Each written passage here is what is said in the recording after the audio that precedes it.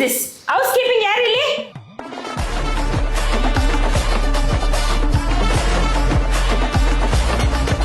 Patient ಕಡೆಯವರೆಲ್ಲ ಓಡಾಡ್ತಿರ್ತಾರೆ, clean ಮಾಡ್ಬೇಕಲ್ವಾ ಮಂಗಳಮ್ಮ?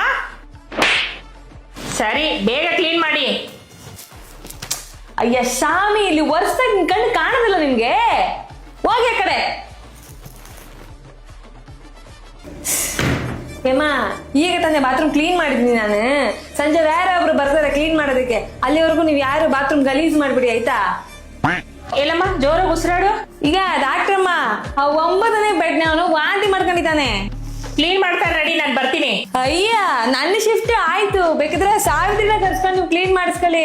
ಏನಿ ಸಾವಿತ್ರಿ, ಇವಾಗ ನೀವು ಕ್ಲೀನ್ ಮಾಡ್ತೀರಾ, ನಾನು ಸೂಪರ್ವೈಸರ್ ಕಂಪ್ಲೇಂಟ್ ಮಾಡ್ಲಾ? ಅಯ್ಯ ಎನ್ನ ಬಾಯ್ ಮಾಡತ್ತೆ ಈ ಅಮ್ಮ. ಏನಿ ಕಾಪಿ ಕಡೋದಕ್ಕೆ ಕಾಸು ಇಸ್ಕೊಂಡ? ಮಂಗಳಮ್ಮ, ನೀವ್ ಇವ್ರ ಹತ್ರ ಕಾಸು ಇಸ್ಕೊಂಡ್ರಾ?